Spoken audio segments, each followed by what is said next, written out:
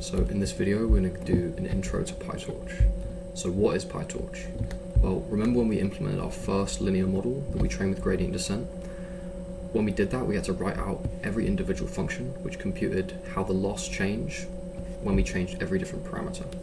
And these functions, they changed depending on what the model was and how they contributed to that loss. So PyTorch is a numerical computation library, and it has a feature called automatic differentiation, which basically means that we don't need to write these functions out. PyTorch will compute everything for us, regardless of what model we use. So I will get into how exactly it does that. So at the heart of PyTorch, there's a certain data type called torch tensors, and they're just like NumPy arrays with some slight differences, which we'll go over now. So this is how you create a random torch tensor of size 1. So this is a scalar. So we have what will be our input value here. We'll create another torch tensor to be some weight. So torch.rand of size 1. And then we'll have another value torch.rand 1. So each of these are just random scalar values of type torch tensor. So when we run this cell, we'll print the type of our x that we created, and then also of this y, and y is a function of this w, x, and b. So if we run that, need to import this first, they're both torch tensors, okay? So now what I did was here, this argument specifies what size the tensor is. So we can also put different values in there, so we can do torch.rand, so size 324, let's do that. And then if we run that, we get this tensor. So again, a random torch tensor of that size, so 3 by 2 by 4.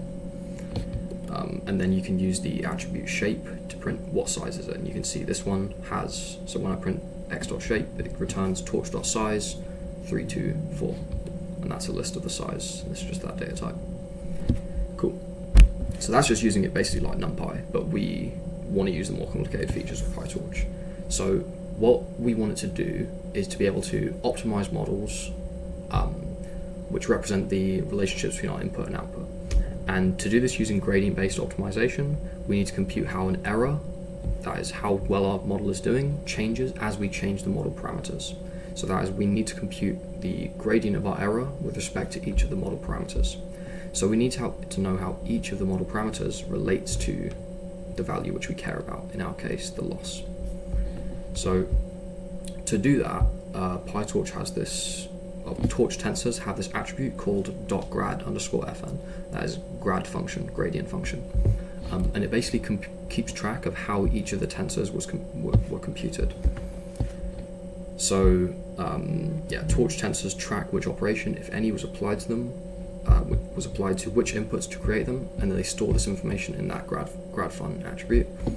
And by chaining together these relationships, PyTorch builds a computational graph like this, which displays how all of the different variables relate to each other. And so the gradient function is the function that was performed on the incoming values to compute the value of a particular node. So the values here in this particular node, z, so I've said z equals wx plus b, and all of these arcs basically specify what variables contributed to this node. And in this actual tensor value, this z will have a grad function which basically says to Torch, I was created by multiplying w by x and then adding b, okay?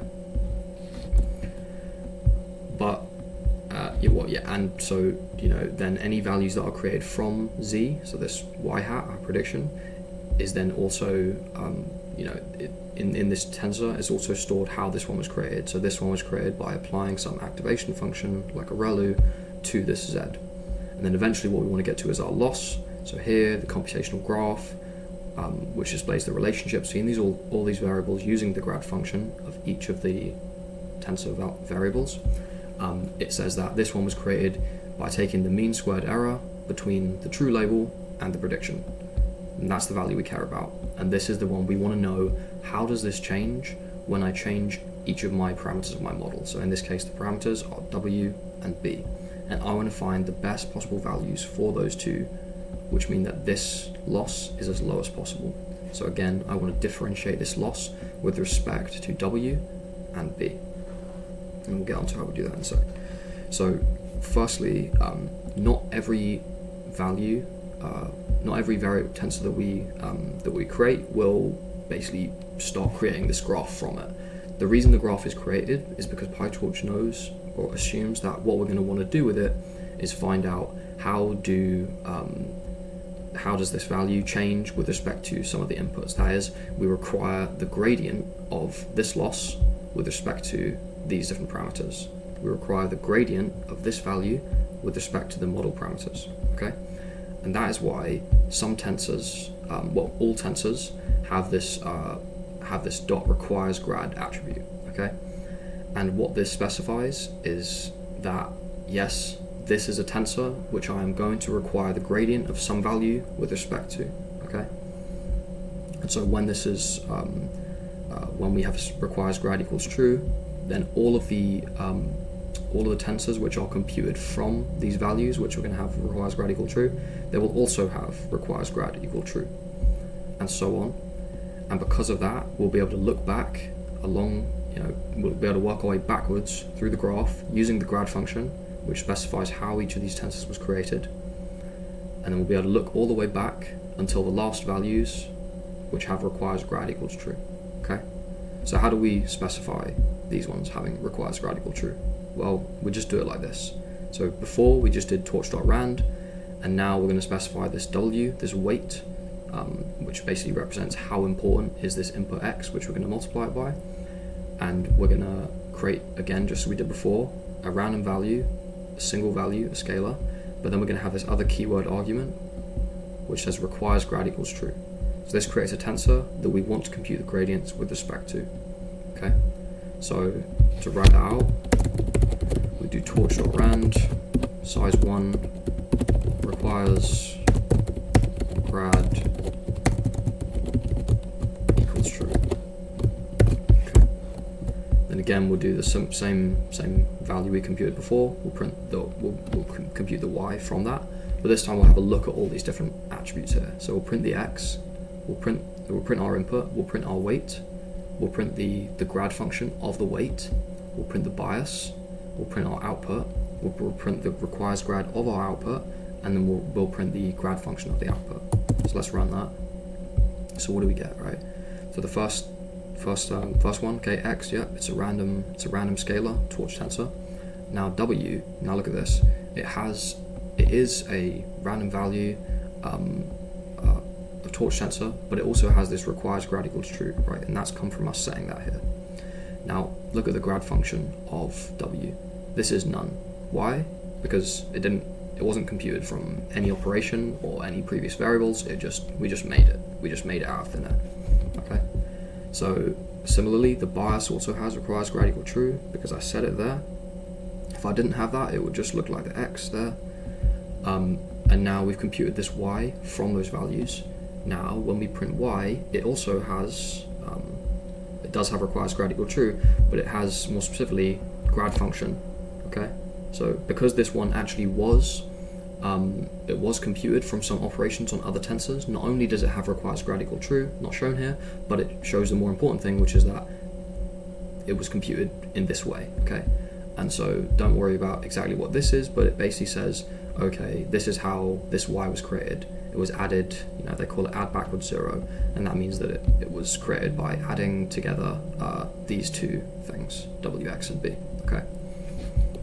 Now, the y dot requires grad, okay, that's true, okay, because we are going to want to know, basically, we want to know how this value, the loss that we compute from y, changes with respect to any of the parameters which created y, and as such, because those parameters had requires grad equal true, all of the variables further on in the graph also have requires grad equal true. So the y that we're looking at here is this one. Because these W and B had requires grad equal true, so does Z, so does Y, so does L, okay? So what we actually want to do is we want to be able to differentiate that loss with respect to those parameters, and PyTorch makes this super easy. So firstly, the chain rule shows us that we can compute a derivative of a function by chaining together derivatives of functions that connect those variables. So what we want to know is how does our loss change as we change our weights? And the way we can do that is we can just multiply all of these intermediary derivatives together. So how does the loss change with respect to the activation? How does the activation change with respect to the activation function? How does the activation function change with respect to its input? How does our input to the activation function change with respect to these weights? So these are all the different points along this graph. Okay. A should actually be y hat there. And yeah, so basically because by looking at our computational graph, we can see the functions which connect different variables, and that's the grad function. And because we know those functions, well, we can also calculate the derivatives, right? It's like we know this function, this is the grad function, for example, where the a is our prediction, the y hat is computed from our activation function. So we can just differentiate that and find how that changes with respect to its input. We can compute all these different values here. So these are basically they're the derivatives of the grad functions with respect to the inputs that we care about. Okay, and it's just because PyTorch stores all of the grad functions, and so with those it also stores the derivatives. Okay, so PyTorch has a bunch of useful functions which can be used as layers in our models, and it also, and because it expects us to be differentiating them, it also stores the associated gradient computing functions of each layers which it provides. So by evaluating these gradient functions of the functions that relate the two variables together that we care about, and multiplying them together, as in this chain, we can compute the derivative of any variable with respect to any other which is in the computational graph, and eventually get what we want like that, which will just be the actual values for each of these specific parameters. So how do we do that? Well, it's really easy. All we do is call this dot backward method on any tensor that we want to differentiate. And then any variable, and then basically it will work its way back through the graph, and it will go to any of these tensors which contribute to it, which have requires grad equal true. It will find how they affect this loss by doing the chain rule multiplication of the respective derivatives from the operations applied between, and it will actually compute that rate of change of the value we differentiated with respect to each of those parameters which require grad. Okay, so what does it actually do with that value? Well, it goes to each of those tensors which have requires grad equal true, and it puts the value of the gradient of what we differentiated with respect to the value we're looking at inside their dot grad attribute. Okay, so we'll do that now, and you can see what happens. But yeah, basically this means we don't have to write all of the functions to compute the specific derivatives of any value we care about based on the specific architecture of our model. We just simply do the value we want to differentiate dot backward. Okay, then we can run that, and I've printed the dot grad attributes of each of the tensors in our graph before. Okay, right?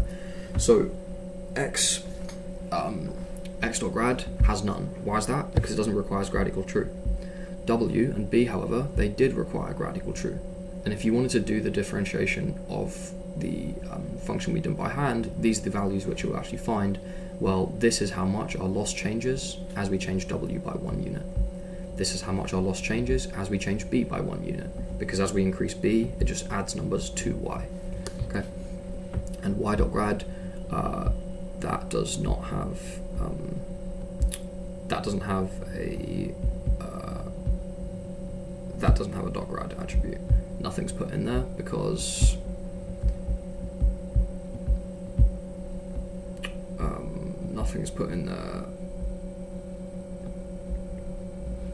because that's actually what we're differentiating, right? So we don't really care about how it actually affects itself. That's not what we're trying to find. So now let's do an example where we actually use PyTorch to do linear regression. So right here is a helper function, which basically just creates us some data and then shows it to us. So don't worry about it, you can look into it if you want, it's pretty simple. But run that. Basically says, here's our input values, here's our output labels, and here's what the data looks like. So here's our input and our output. It's just a straight line function with a slope of 2 and an offset of 0.7. And so these are the two parameters which we would like to find. Imagine we didn't know what they were, and we just had this data. We'd like to know what are those, what's the best parameterization of our model, what's the optimal bias and the optimal weight or slope. Okay, so that's what we'll do. All right, so now, yeah, we want to use PyTorch to build a model which has parameters which we can optimize by taking the derivative of our loss, as we've just seen above. Okay, so PyTorch makes it easier for us to build complex models that can be improved by gradient descent or other gradient-based optimization methods, and does this by providing a class named torch.nn.module. And all the models that we make should inherit from this class, because it does a bunch of useful things, including keeping track of all the different parameters of any layers which you define within that model, and we'll use that later. And also another useful thing it does is it replaces the forward method with so basically you define a forward method in your class, and this makes your class callable. So when you actually create your model, you can put brackets on the end of it and give it an input, and that will run the forward method. So we'll see how that's done in a minute. So basically what we want to do is we want to create a class that inherits from torch.nn.module. How do we do that in Python? Well, we do class, let's call it linear model. So this is the template for some linear model. It inherits from torch.nn.module with capital M. And then we'll need to define, well, what actually happens when it's initialized. So we'll define the initializer. That needs to know which instance of this template it's referring to. And then we have, okay, we've got to initialize the parent class. So we call super, which basically says access the attributes of the parent class. That has a method called init, which we're going to call. This basically initializes this class which we've inherited from, and does this stuff, which basically sets it up nicely. Okay, and then what we're going to do is we're going to initialize a linear layer. So we'll do self.linear underscore layer, call it what you want. Now we're going to use Torch's library of layers, specifically torch.nn, so the neural network layers. One of them is linear, so it's basically, it doesn't have to be used for a neural network, it can be used for a linear model like we're doing here. Has a layer called linear.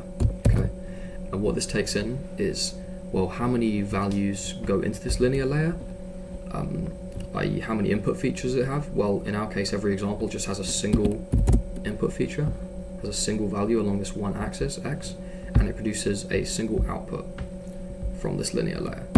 So it goes from one input to one output in this layer. Well, now we need to define what happens when we pass the data forward through the model. So we'll do def forward, takes in self, and also takes in x. So we're going to call our model with some input, x, and then what's going to happen to it. So we'll pass that data through our linear layer. So we'll overwrite x with what comes out of our linear layer. So we'll call our linear layer on that x, and then we'll just return that x. Okay, so x has been transformed through the linear layer. That means it's been multiplied by some weight, the slope, and it's had some offset added to it.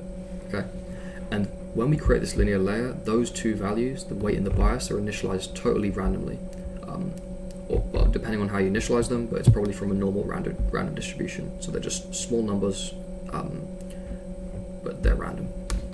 Okay, so to start with, our model is not going to do very well because it's going to pass through this linear layer, which is just randomly parameterized. So let's run that. We've created the template for our model. Now we've got our model, and we could call it. Well, we need to make sure the data is in the right format firstly. Okay, so what type should the data be? Well, what type is our data firstly? I think what we've done is we've just created it as NumPy array.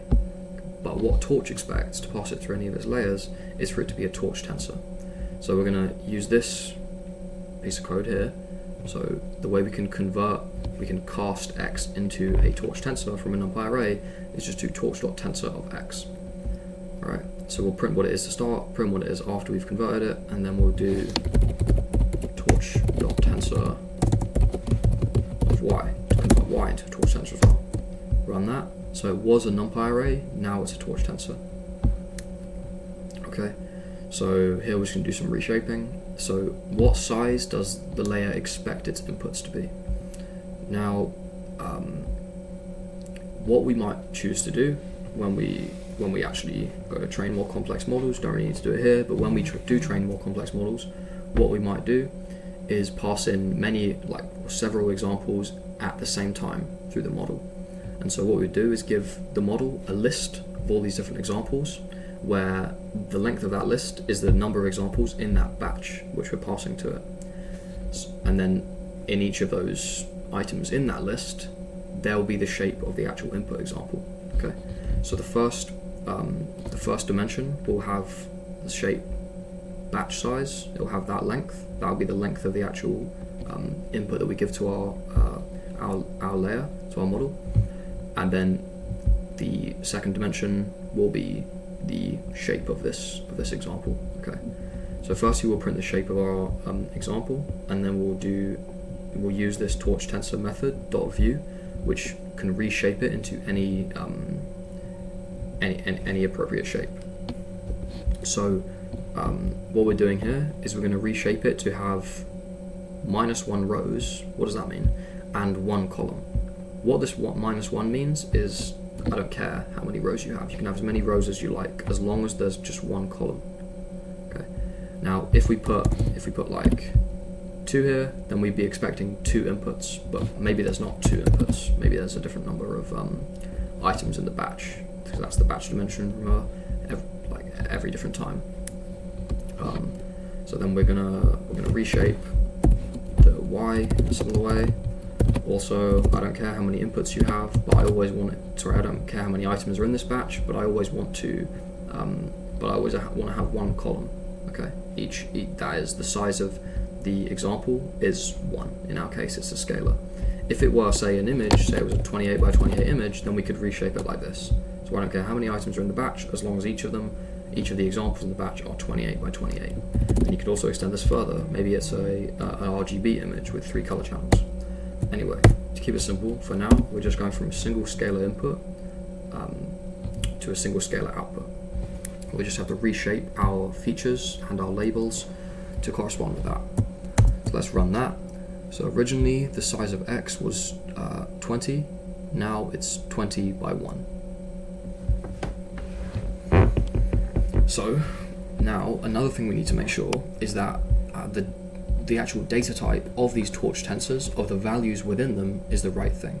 So in a computer, numbers can be stored with varying levels of precision. By default, the model parameters are initialized as 32-bit floating point numbers, but our fake data points are 64-bit floating numbers, and these are called double, whereas the 32-bit ones are called a float.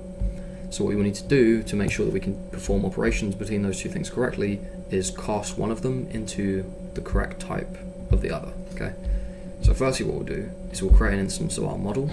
So what was our model called? It was called linear model. So let's do linear model.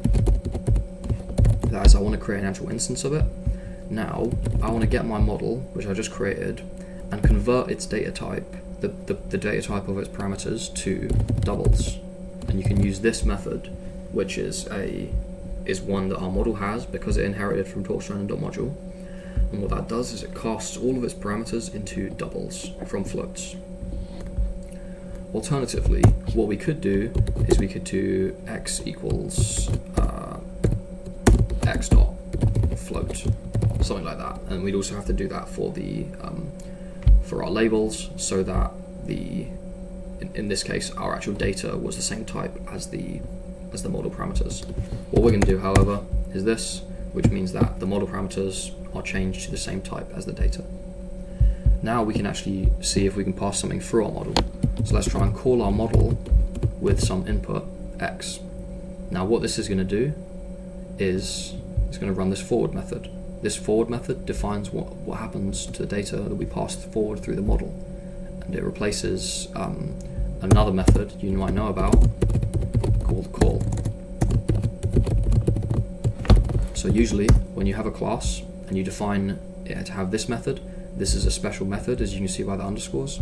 And what it does is it tells the model, how do I behave when I see something like this?